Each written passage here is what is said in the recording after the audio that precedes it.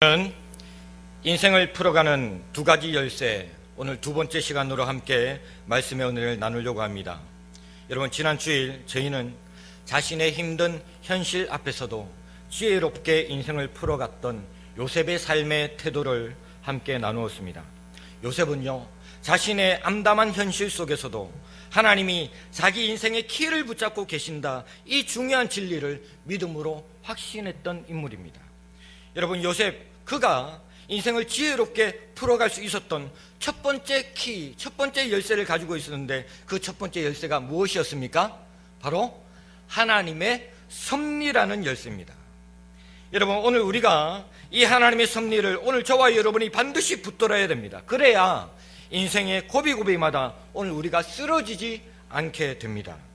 이 요셉은 인생의 고비고비마다 자신의 상황이 알 수 없이 더 꼬여만 갔지만, 그는 자신의 모든 상황들을 하나하나 끊어서 보지 않고 인생 전체를 주관하시는 이 하나님의 섭리에 붙들렸기 때문에 그는 마침내 가장 좋은 인생의 결말을 만들 수 있었습니다. 여러분, 성도가 누굽니까? 바로 하나님의 약속을 붙드는 사람이 성도예요. 여러분, 오늘 우리 하나님은 우리의 삶 가운데요, 현찰부터 주지 않습니다. 바로 하나님은 우리에게 현찰을 먼저 주지 않고 약속을 주세요. 약속. 이 약속 붙들고 신실하게 믿음의 길을 걸어가면 하나님은 마침내 우리의 삶 가운데 축복의 열매도 거두게 하신다는 사실을 잊지 마시기 바랍니다. 그 하나님이 나를 사랑하세요. 그리고 그 하나님이 내 인생을 가장 좋은 길로 인도하신다는 이 분명한 확신을 가질 때 성도들은 모든 상황 속에서도 절망하지 않고 마침내 해피엔딩의 가장 좋은 열매를 걷게 되는 줄 믿으시기 바랍니다. 그래서 지난주에 우리가 붙들었던 말씀 가운데 로마서 8장 28절 기억하시죠? 우리 함께 다시 한번 더 고백해 봅니다. 시작. 우리가 알거니와 하나님을 사랑하는 자 곧 그의 뜻대로 부르심을 입은 자들에게는 모든 것이 합력하여 선을 이루느니라. 할렐루야. 요셉은 하나님 안에서 모든 것이 합력하여 마침내 가장 좋은 선이 이루어진다는 사실을 분명히 확신했기 때문에 그는 그의 인생을 탁월한 지혜로 만들어갈 수 있었습니다. 그런데요, 요셉의 아버지 아시죠? 요셉의 아버지가 누굽니까? 야곱입니다. 여러분, 야곱, 그가 인생 말년에 요셉과 함께 바로왕 앞에 섰을 때 야곱이 자기 자신의 인생을 스스로 어떻게 평가합니까? 창세기 47장 9절을 함께 읽겠습니다. 시작.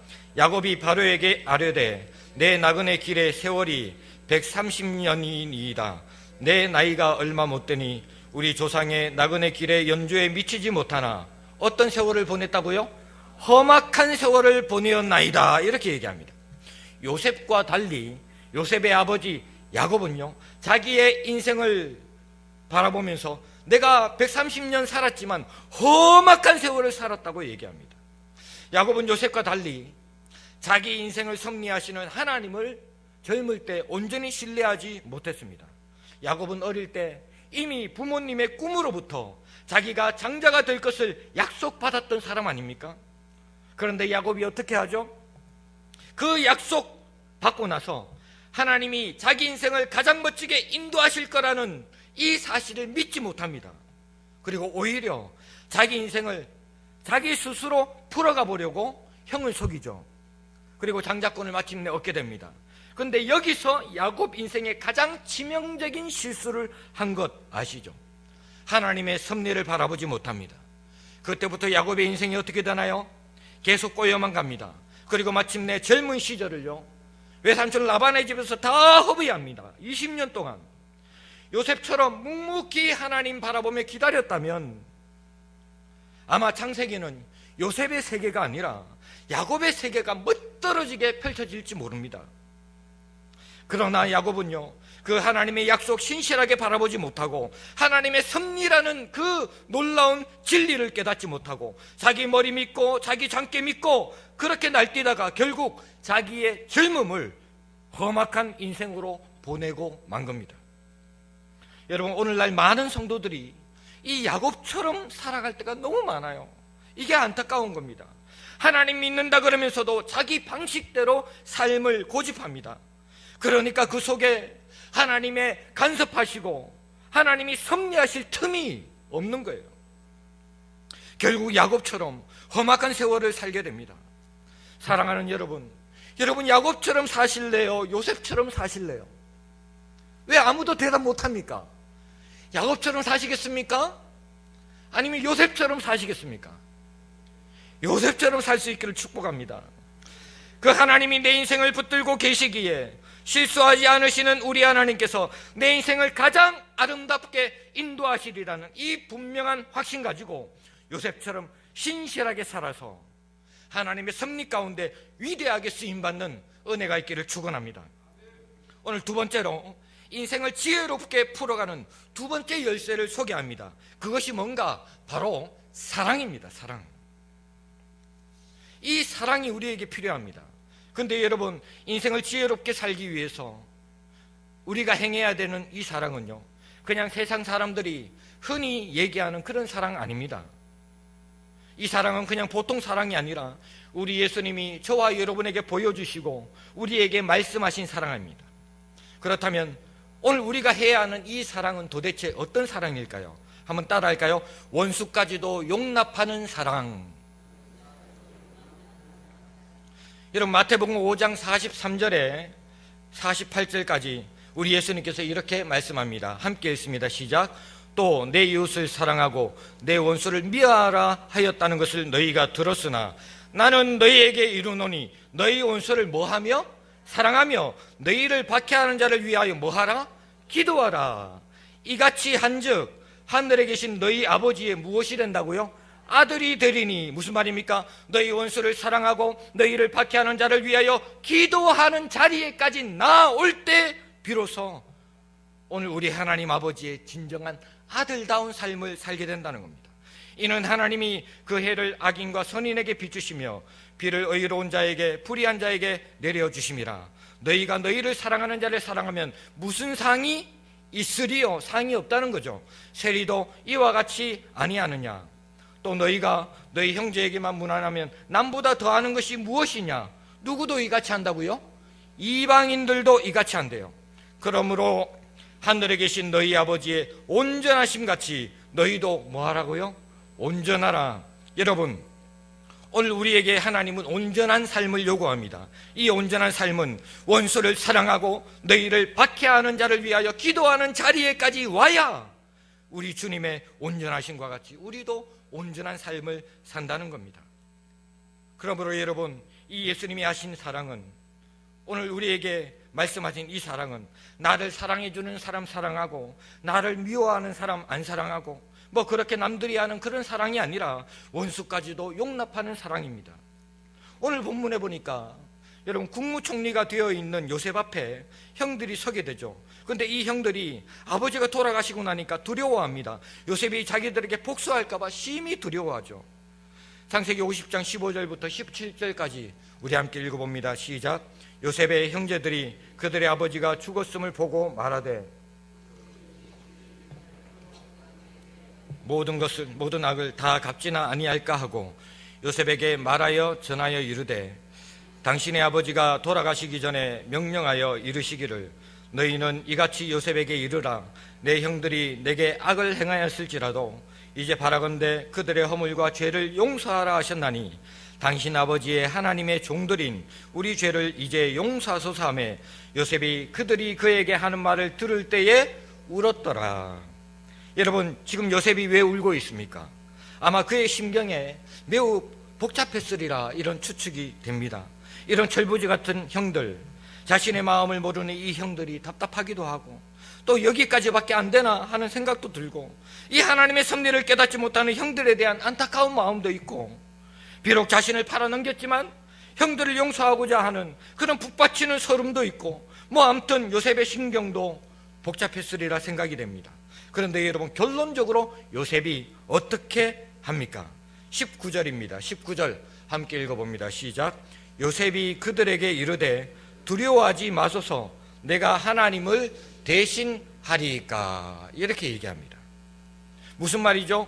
판단은 하나님이 하실 것이고 자신은 형들을 용서하겠다는 겁니다. 여러분, 사실 형들이 맞지만 이들이 어찌 그냥 형들입니까? 엄밀하게 따지면 이 형들은 요셉의 인생에서 용서할래야 도저히 용서할 수 없는 원수나 마찬가지입니다.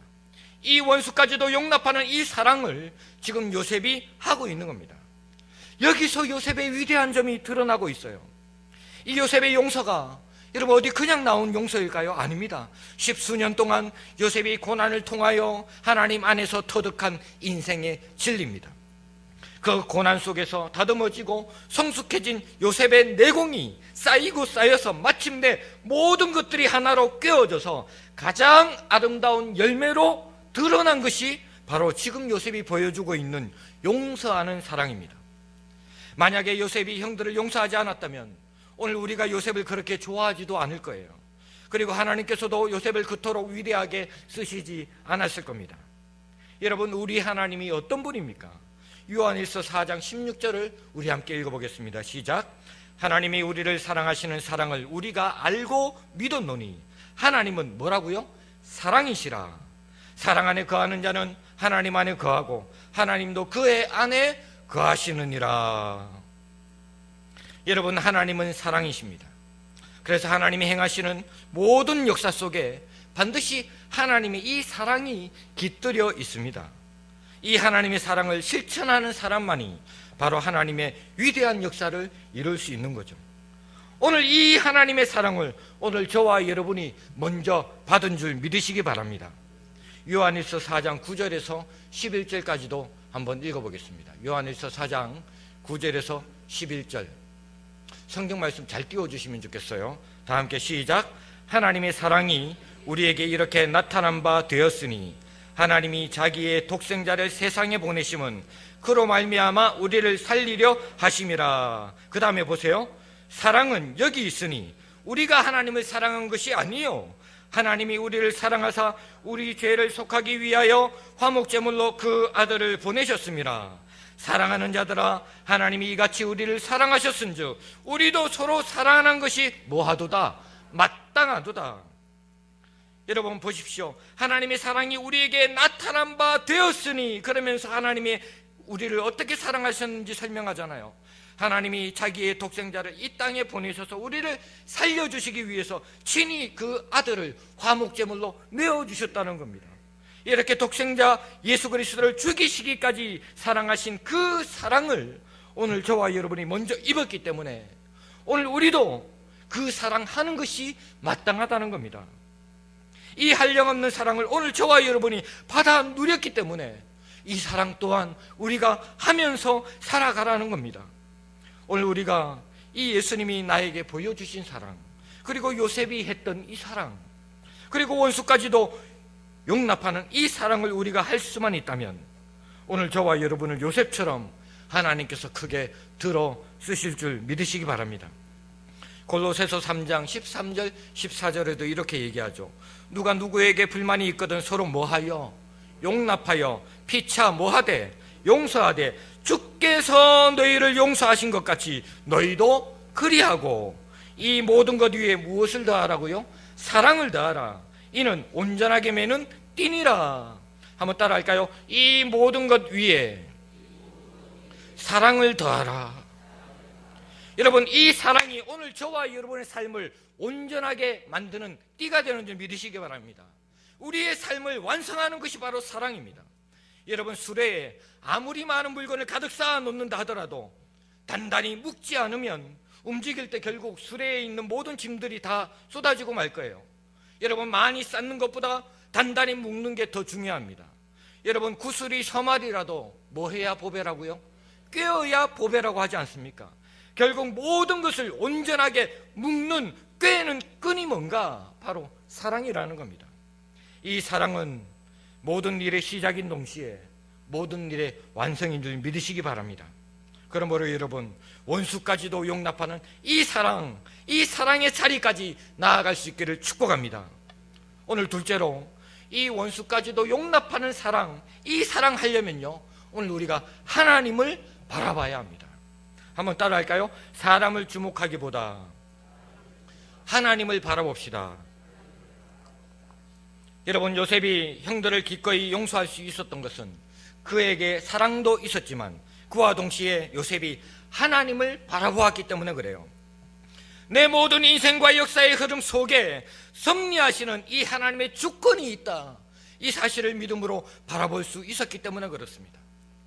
다시 말해서 요셉은 형들이 행한 일만 보지 않고 그것을 통해서 하나님이 행하시는 일을 볼 수 있었던 거예요. 비록 형들이 일을 저지릅니다.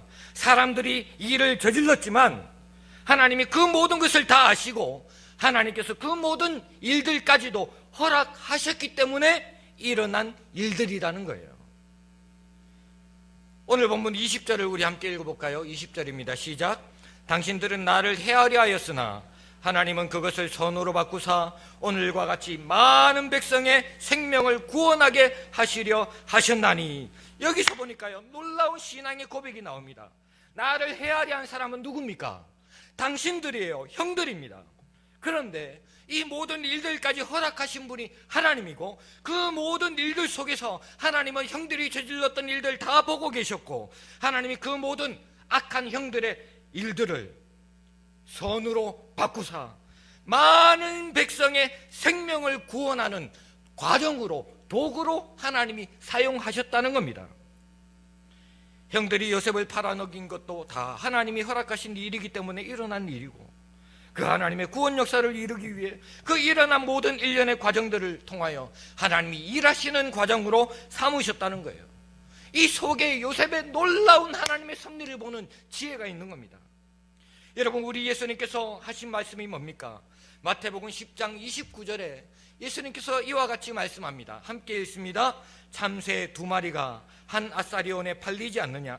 그러나 너희 아버지께서 허락하지 아니하시면 그 하나도 땅에 떨어져요, 안 떨어져요? 땅에 떨어지지 아니하리라. 여러분, 한낱 미물에 해당되는 참새 한 마리도 하나님의 허락이 있어야 땅에 떨어진다고 합니다.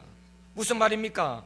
그렇다면 오늘 우리를 사랑하시는 그 하나님께서 오늘 저와 여러분의 모든 상황을 다 아시고 그렇기 때문에 우리 하나님 안에서는 결코 우연이란 일어나지 않는다는 거예요. 사람이 볼 때는 우연히 일어난 일일지 모르지만, 우연히 요셉을 시기해서 형들이 팔아넘겼을지 모르지만 하나님은 그 모든 우연을 필연으로 바꾸시는 분인 줄 믿으시기 바랍니다. 구약 룻기에 보니까 룻이 우연히 보아스의 밭에 이삭을 주우러 들어갔지만 하나님은 그 보아스와의 필연적인 만남을 준비하고 계셨던 거죠.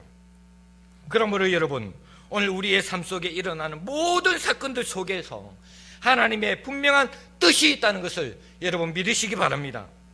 우리의 일상에서 일어나는 모든 일들 속에 하나님의 뜻이 계시고 그 모든 것들이 하나님의 권능의 손에 붙잡혀서 하나님의 역사를 만들어간다는 사실을 기억하시기 바랍니다. 그러므로 여러분, 나를 힘들게 만드는 상황 속에서 우리가 자꾸 사람 주목하고 사람 바라보지 마시기 바랍니다. 모든 힘든 상황 속에서 나를 위로하시고 내 갈 길을 인도하시고 악을 선으로 바꾸시는 우리 하나님을 바라볼 수만 있다면 오늘 우리는 요셉과 같이 사람의 허물도 용서할 수 있게 되는 거죠. 스데반이 돌에 맞아 죽어가는 상황에서도 하늘을 우러러 예수님을 바라보았던 것처럼 오늘 저와 여러분도 모든 억울함 속에서 하나님 바라볼 수 있기를 간절히 소망합니다. 우리 주님께서도 이 땅을 사시는 동안에 얼마나 억울한 일 많이 당하셨습니까? 우리의 고난과는 비교조차 할 수 없죠. 그리고 그분이 당하신 고난은 다 이 자리에 있는 저와 여러분으로 인한, 저와 여러분의 죄로 인한 고난이었습니다. 그러나 그 십자가상에서 예수님은 자기 영혼을 아버지 하나님께 부탁하는 걸 봅니다. 오늘 우리도 그 주님을 생각한다면 나를 힘들게 한 그 사람이 아니라 우리 아버지 하나님께 나의 모든 것을 맡길 수 있기를 바랍니다. 사랑하는 여러분, 우리의 모든 삶에 일어나는 사건과 사고, 만나는 환경들 속에서 사람 때문에 아파하고 속상해하고 미워하고 원망하기보다 나로 인하여 고난당하신 그 예수님을 우리가 묵상한다면 예수님처럼 하나님을 바라보며 모든 것을 다 맡길 수 있기를 간절히 축원합니다. 오늘 마지막 세 번째로 요셉의 이 용서하는 사랑을 실천하시되 더 많이 베풀 수 있기를 축복합니다. 한번 따라할까요? 구한 것보다 더 많이 베풀며 삽시다. 오늘 본문의 요셉은 형들을 용서할 뿐만 아니라 앞으로 형들의 모든 가정의 삶을 다 책임지겠다고 약속합니다. 20절 21절 우리 함께 읽겠습니다. 당신들은 나를 해하려 하였으나 하나님은 그것을 선으로 바꾸사 오늘과 같이 많은 백성의 생명을 구원하게 하시려 하셨나니 당신들은 두려워하지 마소서. 내가 당신들과 당신들의 자녀를 기르리이다 하고 그들을 간곡한 말로 위로하였더라. 여러분, 형들이 먼저 우리 좀 돌봐달라고 먼저 요구한 게 아닙니다. 요셉이 먼저 베풉니다. 내가 당신들과 당신들의 자녀를 기르리이다. 보면요, 마치 우리가 주님께 미처 구하지 못한 것까지도 우리 주님이 미리 다 아시고 먼저 채워주시는 그런 주님의 사랑을 보는 것 같아요. 여러분, 오늘 우리에게도 이 구하는 것 이상으로 더 풍성히 베풀 수 있는 그런 사랑이 있기를 간절히 축복합니다. 마태복음 5장 38절부터 42절까지 예수님께서 이런 말씀하십니다. 또 눈은 눈으로 이는 이로 갚으라 하였다는 것은 너희가 들었으나 나는 너희에게 이르노니 악한 자를 뭐하지 말라?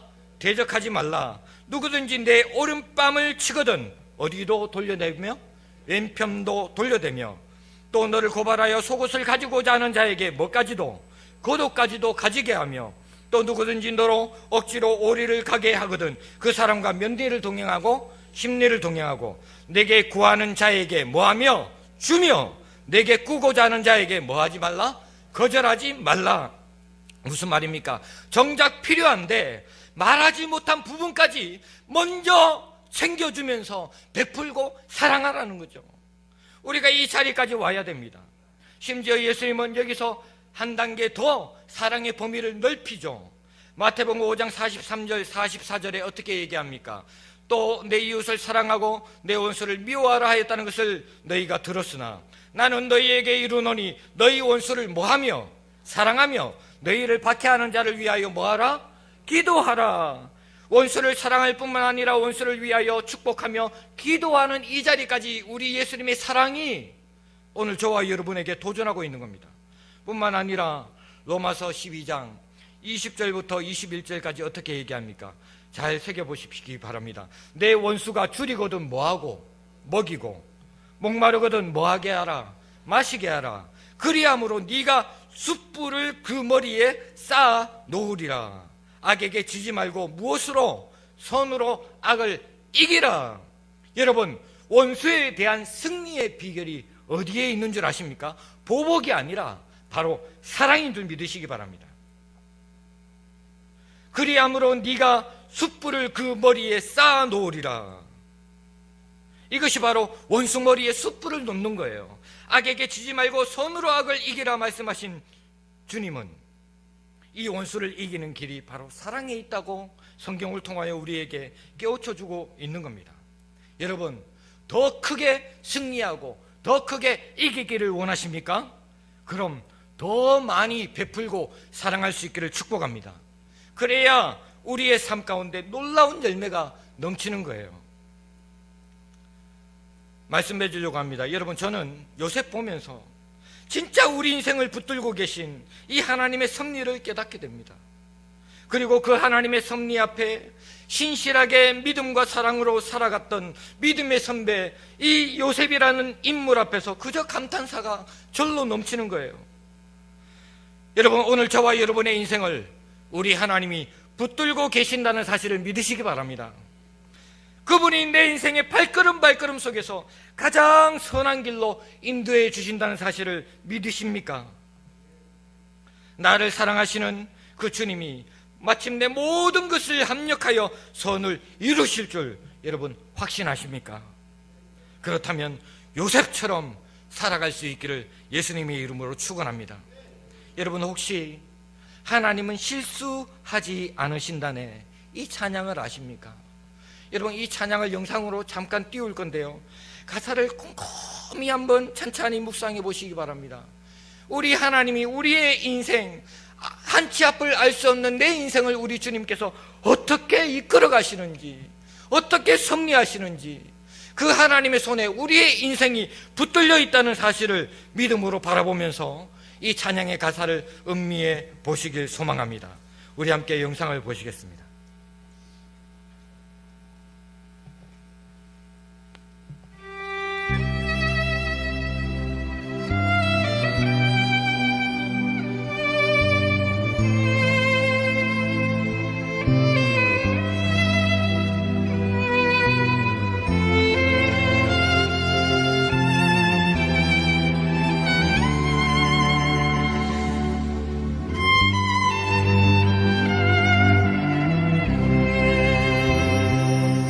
내가 걷는 이 길이 혹 굽어도는 수가 있어도 내 심장이 울렁이고 가슴 아파도 내 마음속으로 여전히 기뻐하는 까닭은 하나님은 실수하지 않으심일세.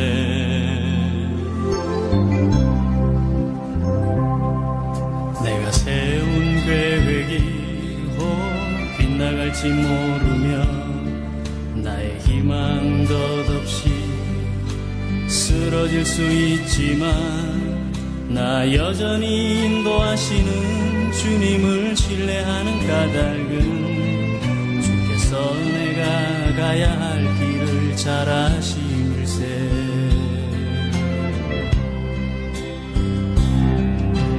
어두운 밤 어둠이 깊어 날이 다시는 밝지 않을 것 같아 보여도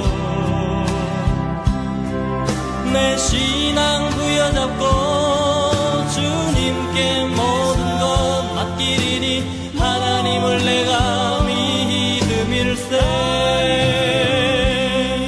지금은 내가 볼 수 없는 것 너무 많아서 너무 멀리 가물가물 허름거려도 운명이여 오라 나 두려워 아니하니 만사를 주님께 내어 맡기리.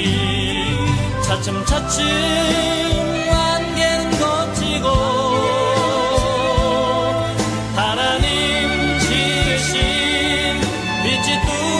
보이리라. 가는 길이 온통 어둡게만 보여도 하나님은 실수하지 않으신다네. 차츰차츰 안개는 걷히고 하나님 지으신 빛이 뚜렷이 보이리라.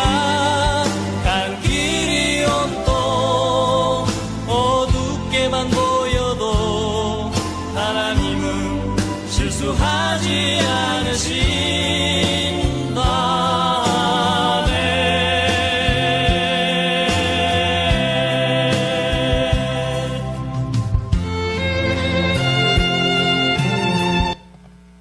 여러분, 그렇습니다. 우리가 걷는 이 인생 길이 때로는 굽어도는 수가 있습니다. 그래서 심장이 멎을 것 같고 가슴이 찢어지게 아플 때 있습니다. 그러나 그때에도 우리가 여전히 하나님을 기뻐할 수 있는 이유가 뭡니까? 바로 하나님은 내 인생에서 절대로 실수하는 분이 아니라는 사실을 우리가 믿고 있기 때문에 아닙니까? 내가 비록 세운 계획이 빗나갈 수도 있고 내 희망이 덧없이 쓰러질 수 있지만 그래도 여전히 주님을 신뢰하는 까닭은 내가 걸어가야 될 그 길을 우리 주님이 너무나도 잘 아신다는 이 사실을 우리가 믿음으로 바라보기 때문에 그렇습니다. 어두운 밤이 계속 우리의 인생길에 찾아와서 도저히 날이 밝지 않을 것처럼 보일지 모르지만 그래도 끝까지 주님 바라보고 주님께 내 인생을 맡길 수 있는 것은 내 삶을 여전히 인도하시는 그 주님을 내가 신뢰하기 때문 아닙니까? 요셉처럼 깊은 감옥과 같은 터널을 지날 때에도 도저히 앞이 그 터널이 끝이 나지 않을 것처럼 보일지 모르지만 그래서 너무 멀리 가물가물 내 인생이 지쳐만 갈지 모르지만 그러면서도 내 인생을 여전히 붙들고 계신 그 하나님이 있기에 담대하게 운명이여 오라, 내가 두려워 아니하리로다.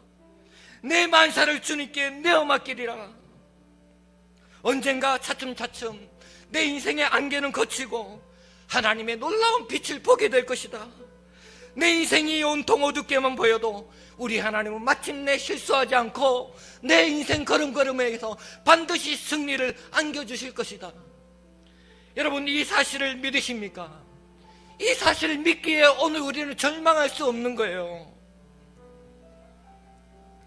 여러분, 제가 얼마 전에 진짜 우리의 인생을 주관하시는 하나님의 놀라운 섭리와 손길이 있다는 사실을 기가 막히게 깨달았던 일이 있습니다.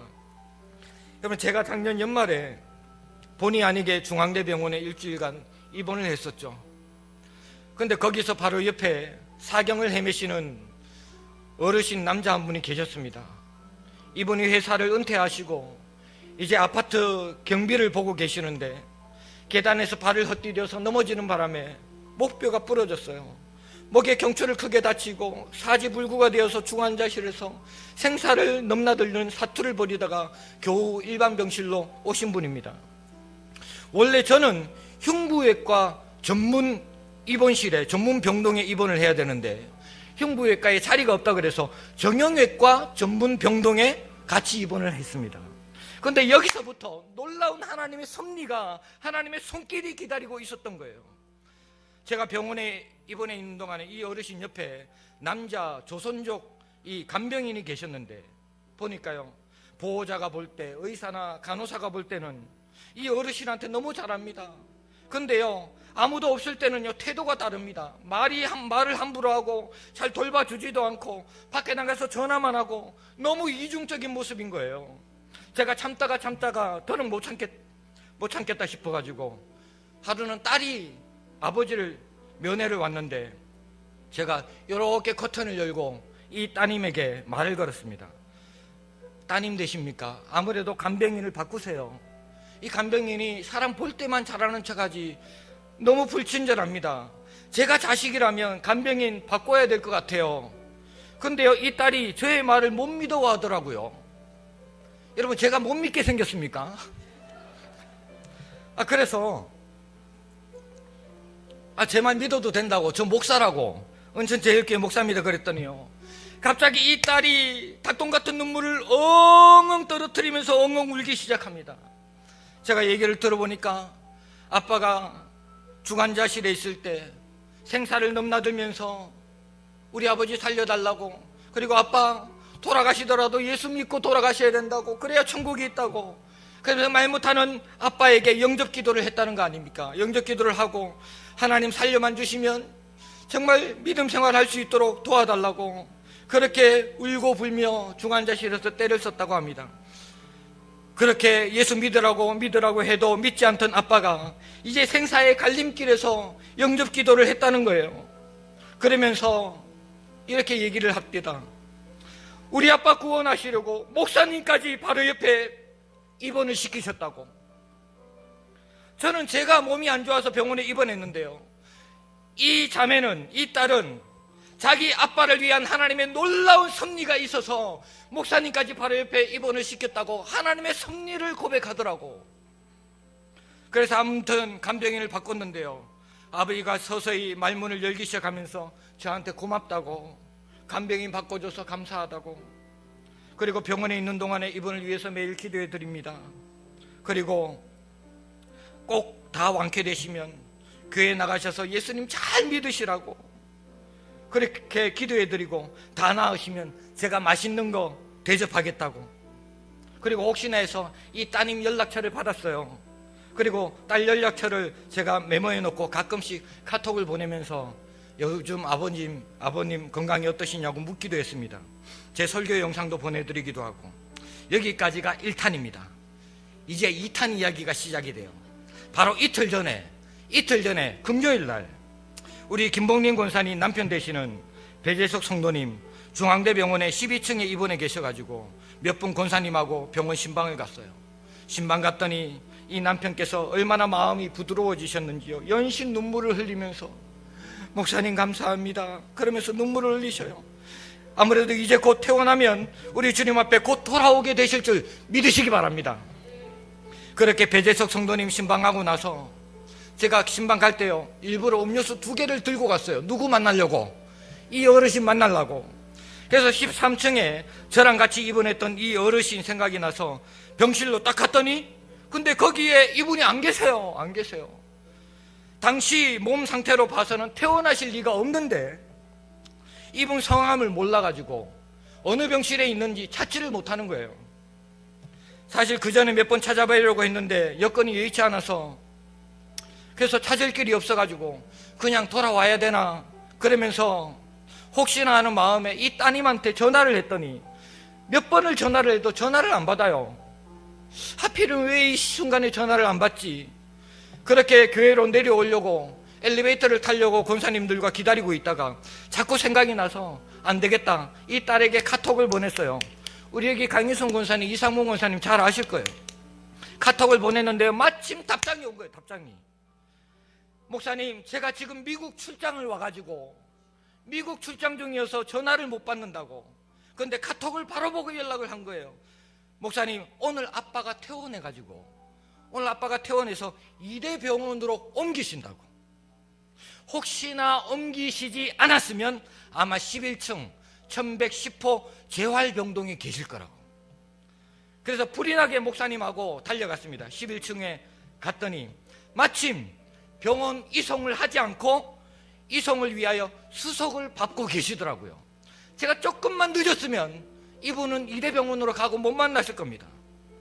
그렇게 갔더니요, 그 어르신과 또 아내 되시는 우리 어머니가 함께 계셨는데요, 이 어르신이 저를 보고 어르신, 저 옆에 함께 병원에 입원했던 목사입니다. 저 기억하세요? 그 순간에요, 엉엉 우시는 거예요. 목사님!